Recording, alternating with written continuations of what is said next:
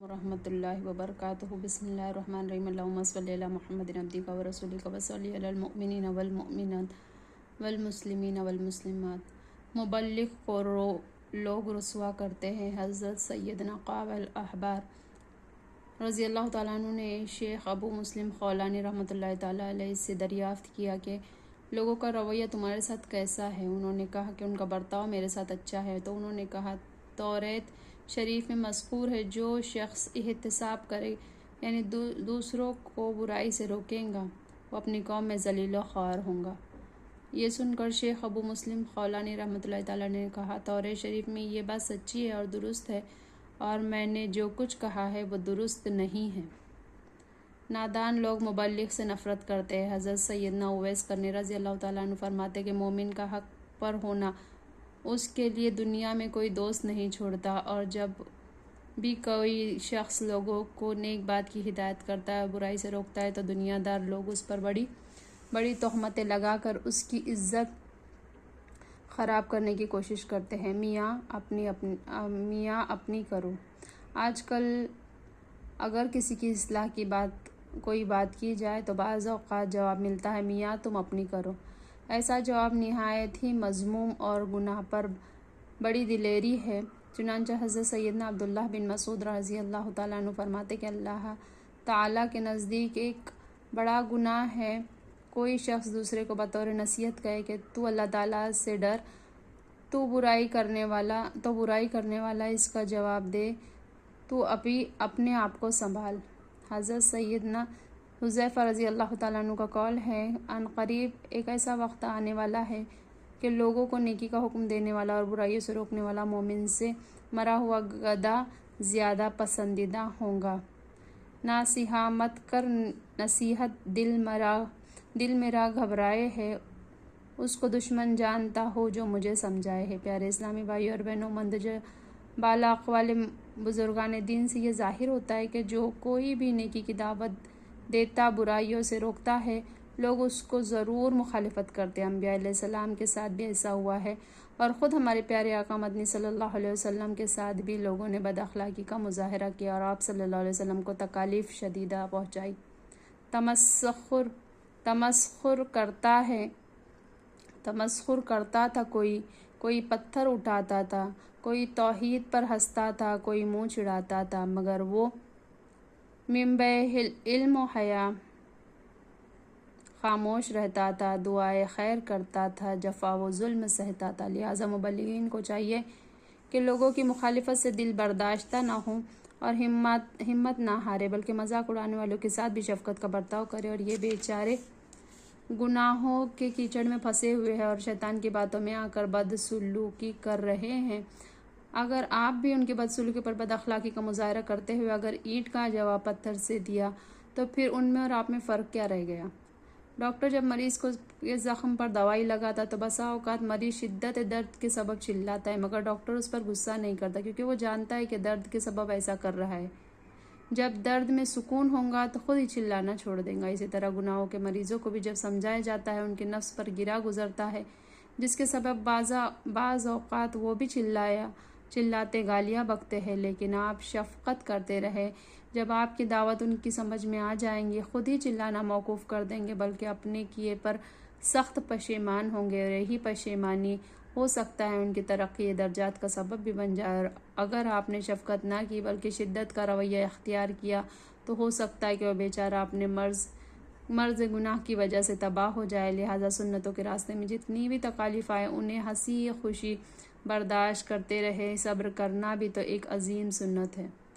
آپ لوگوں کے لیے کڑتے رہے، ان کی برائیوں کو دیکھ کر اندر ہی اندر گھلتے رہے، ان کی اصلاح کی تدبیریں سوچتے رہے کہ یہ موجب اجر و ثواب ہے۔ پیشاب میں خون۔ حضرت حفص بن حمید رحمۃ اللہ تعالیٰ علیہ سے کسی نے کہا کہ حضرت سیدنا سفیان ثوری رحمۃ اللہ تعالیٰ علیہ کو کس بات نے اس اعلیٰ درجے پر پہنچا دیا؟ حالانکہ ان کے زمانے میں بہت سے لوگ ایسے تھے جو علم و عبادت میں ان سے کم نہ تھے۔ آپ رحمۃ اللہ تعالیٰ نے فرمایا اللہ تعالیٰ ان پر رحم کرے، ان کا حق کے معاملے میں نافرمانوں کی رعایت نہ کرنے ہی نے اعلیٰ درجے تک پہنچایا۔ بسا اوقات جب آپ رحمۃ اللہ تعالیٰ علیہ کوئی برائی دیکھتے اور اسے روک نہ سکتے تو آپ رحمۃ اللہ تعالیٰ علیہ اس قدر جلال آ جاتا کہ آپ کے پیشاب میں خون آنے لگتا۔ اسلامی بھائیوں اور بہنوں، مناسب یہی ہے کہ لوگوں کو ہم صلاۃ و سنت کی ترغیب بھی دلاتے رہیں اور خود اپنی اصلاح کی طرف بھی توجہ رکھیں۔ جب ہم خود عمل کریں گے اور پھر دوسروں کو نیکی کی دعوت دیں گے تو انشاءاللہ عز و جل نتائج نہایت عمدہ آئیں گے۔ جو لوگ صرف لمبے لمبے فلسفے جھاڑتے رہتے اور خود گناہوں سے بچنے کی کوشش تک نہیں کرتے، اگر اللہ عز و جل ان سے ناراض ہوا تو ان کے لیے حدیث پاک میں سخت عذاب کی وعید آئی ہے۔ بے عمل واعظین کا انجام۔ سرکار مدینہ صلی اللہ علیہ وسلم کا فرمان عالی شان ہے کہ میں نے جب شب معراج میں دیکھا کہ لوگوں کے ہونٹ آنکھ کی قینچیوں سے کاٹے جا رہے تھے، میں نے پوچھا جبرائیل علیہ السلام یہ کون لوگ ہیں؟ عرض کیا یہ آپ صلی اللہ علیہ وسلم کے امت کے واعظین ہیں جو لوگوں کو اچھی بات کا حکم کرتے تھے اور اپنے کو بھولے ہوئے تھے۔ رہ گئی رسم ازاں، روح بلالی نہ رہی، فلسفہ رہ گیا، تلقین غزالی نہ رہی۔ آپ اخلاص کے ساتھ اپنی اصلاح کی کوشش جاری رکھیں اور دوسروں کو بھی نیکی کی دعوت دیتے رہے۔ اگرچہ آپ مکمل طور پر بھی نیک نہیں بن سکے اور برائیوں سے خواہ نہیں رک سکے، ہر حال میں نیکی کی دعوت دیتے رہے۔ حضرت سیدنا انس رضی اللہ تعالیٰ عنہ کہتے ہیں کہ ہم نے عرض کیا یا رسول اللہ صلی اللہ علیہ وسلم، کیا ہمیں نیکی کا اس وقت حکم کرنا چاہیے جب مکمل طور پر نیکیوں پر عمل کرے اور برائیوں سے اس وقت روکنا چاہیے جب ہم مکمل طور پر برائیوں سے کنارہ کش ہو جائے؟ مدینے کے سلطان رحمت عالمیان صلی اللہ علیہ وسلم نے ارشاد فرمایا، تم نیکیوں کا حکم دیتے رہو اگرچہ تم مکمل طور پر عمل نہ کر سکو، تم برائیوں سے روکتے رہو اگرچہ تم تمام و کمال اس سے کنارہ کش نہ ہو سکے۔ کوئی کتنے ہی بڑے عہدے پر فائز ہو، کتنا ہی بڑا سرمایہ دار ہو، گناہوں پر اس کی ہرگز حوصلہ افزائی مت کرو، کیونکہ اس کی برائیوں کو برا ہی سمجھو۔ چنانچہ تاجدار مدینہ صلی اللہ علیہ وسلم فرماتے ہیں، میرے بعد عمرہ ہوں گے جن کے بعض باتیں اچھی ہوں گی اور بعض بری، جن سے بری بات سے کراہت کی وہ بری ہے اور جس نے انکار کیا وہ سلامت رہا، لیکن جو اس برائی پر راضی ہوا اور پیروی کی وہ ہلاک ہوا۔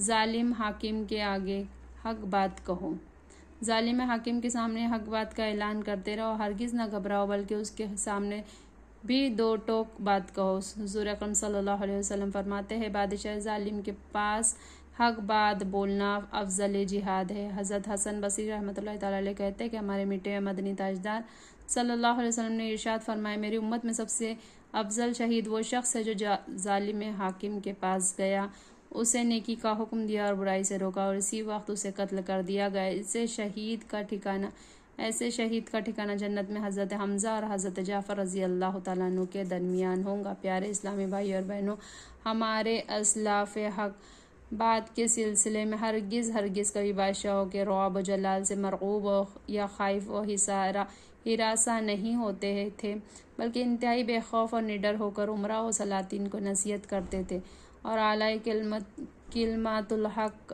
کے معاملے میں اپنی جان کی پرواہ نہیں کرتے۔ در حقیقت ان علماء حق کی ایمانی قوت اور روحانی توانائیوں کا کرشمہ تھا۔ بڑے بڑے ظالم جابر بادشاہوں کی تلواریں ان قدسی صفت عالموں کی سیف زبانی کے مقابلے میں کند ہو کر رہ جاتی تھی اور ان باخدا بزرگوں کی ہر تقریر و صداقت تاثیر کی شمشیر بن کر ظالموں کے ظالمانہ عزائم کے خدشے اڑا دیا کرتی تھی۔ در حقیقت یہی وہ مقدس گروہ ہے جن کے بارے میں خداوند قدوس نے قرآن مجید میں ارشاد فرمایا کہ لا یخانون الا اللہ، یعنی یہ وہ لوگ ہیں جن کے سینوں میں اللہ عز و جل کے خوف کے سوا کسی غیر اللہ کے خوف کی گنجائش ہی نہیں۔ یہ لوگ صرف خدا سے ڈرتے ہیں اور ساری خدائی میں کسی سے نہیں ڈرتے، جس کا نتیجہ اور ثمرہ یہ ہوتا ہے خداوند قدوس ان کے سروں پر لا خوف علیہم ولا ہم یحزنون کا تاج رکھ کر ان کو امن و بے خوفی اور مجاہدانہ جرأت و ہمت کا ایسا سلطان بنا دیتا ہے کہ لوگ صرف خدا سے ڈرتے ہیں اور ساری خدائی ان سے ڈرنے لگتی ہے اور ان کی وہ شان نظر آتی ہے کہ ان کے دشمن بھی ان کو دیکھ کر پکار اٹھتے ہیں کہ غیر حق کے سامنے مومن کا سر جھکتا نہیں، یہ وہ طوفان ہے پہاڑوں سے بھی جو رکتا نہیں۔ ہمارے اکابر اور اسلاف بڑے بڑے فرما بردار، بڑے فرمانرواؤں سے خائف نہ ہوتے تھے اور بلا جھجک انہیں نیکی کی دعوت دیا کرتے تھے۔ چنانچہ حکایت ہے ولی مصر احمد بن طولون بڑا ہی شفاق اور خون ریز بادشاہ تھا، مگر اس کے باوجود اس کے مقدمات میں ظالم و مظلوم کے درمیان عدل کرنے کا بڑا جذبہ تھا۔ ایک دن اس کا لڑکا عباس ایک گانے والی عورت کے ساتھ چلا جا رہا تھا اور اس کا غلام ہاتھ میں ستار لیے جا رہا تھا۔ ایک عالم بعمل نے جب یہ منظر دیکھا تو ایک دم نیکی کی دعوت پیش کرنے کا عظیم جذبہ سینے میں بیدار ہو گیا۔ غضب و جلال میں بے قرار ہو کر دوڑ پڑے اور غلام کے ہاتھ سے ستار چھین کر زمین پر اس طرح پٹخ دیا کہ وہ چور چور ہو کر بکھر گیا۔ عباس نے غضبناک ہو کر اپنے باپ احمد بن طولون کی کچہری میں اس حقانی عالم پر مقدمہ دائر کر دیا۔ جب یہ پیکرہ علم و عمل کچہری میں پہنچا تو احمد بن طولون نے سوال کیا، کیا واقعی تم نے ستار کو توڑا ہے؟ آپ رحمۃ اللہ تعالیٰ نے فرمایا، جی ہاں۔ احمد بن طولون نے تیور بدل کر بڑے غصے میں پوچھا، کیا تم کو علم تھا وہ ستار کس کا ہے؟ آپ نے فرمایا، جی ہاں، وہ آپ کے فرزند عباس کا تھا۔ احمد بن طولون نے پوچھا، پھر تم نے میرے اعزاز کا کچھ خیال نہیں رکھا؟ عالم صاحب رحمۃ اللہ تعالیٰ نے نہایت بے خوفی کے ساتھ جواب دیا، علی جاں، یہ کیوں کر ممکن ہو سکتا ہے کہ میں ایک گناہ ہوتے ہوئے دیکھوں اور آپ کے اعزاز کے خوف سے خاموش رہوں، جب کہ اللہ عز و جل کا یہ فرمان عالی شان ہے، والمؤمنون والمؤمنات بعضهم اولیاء بعض یأمرون بالمعروف وینہون عن المنکر، اور مسلمان مرد اور عورتیں دوسروں کے رفیق ہے، بھلائی کے حکم دے اور برائی سے منع کرے۔ اور میٹھے مصطفیٰ محمد صلی اللہ علیہ وسلم کا ارشاد ہے، لا طاعۃ لمخلوق فی معصیۃ الخالق، یعنی خالق کی نافرمانی میں کسی مخلوق کی اطاعت جائز نہیں۔ اے محترم عالم صاحب کی یہ حق نما تقریر کا تیر بھی بن کر احمد بن طولون کے دل میں پیوست ہو گئی۔ ایک دم اس کا غصہ ٹھنڈا ہو گیا اور اس نے کہہ دیا کہ میں آپ کو مجاز بناتا ہوں اور آپ پورے شہر میں جو بات بھی خلاف شرع دیکھے اس کو برباد اور تہس نہس کر دے، میں آپ کو اس کا اختیار دیتا ہوں۔ پیارے اسلامی بھائیوں، اس حکایت سے یہ درس ملا کہ اگر کوئی حق پرست دیوانہ واقعی جذبہ اخلاص اور جوش صداقت میں سے کوئی کلمہ حق کہے تو خداوند عالم اس کے کلام میں ایسی تاثیر پیدا کر دیتا کہ بڑے بڑے ظالموں کے سینوں میں آہنی دل بھی پگھل کر موم بن جاتے، اور حق کہنے والی نصرت و حمایت کے لیے آسمانوں سے قدسیوں کی ایک ایسی فوج اتر پڑتی ہے جس کی ہیبت و جلالت سے ظالموں کے جسم کا ہر رونگٹا اور بدن کا بال لرزنے لگتا ہے، اور فتح مبین انتہائی جذبہ عقیدت کے ساتھ حق گو اور حق پرست انسان کے قدموں کا بوسہ لینے لگتی ہے۔ سبحان اللہ و بحمدہ، سبحانک اللہم و بحمدک، اشہد ان لا الہ الا انت، نستغفرک و نتوب الیک۔ سبحان ربک رب العزۃ عما یصفون وسلام علی المرسلین والحمد للہ رب العالمین برحمتک یا ارحم الراحمین۔ جزاک اللہ خیرا کثیرا۔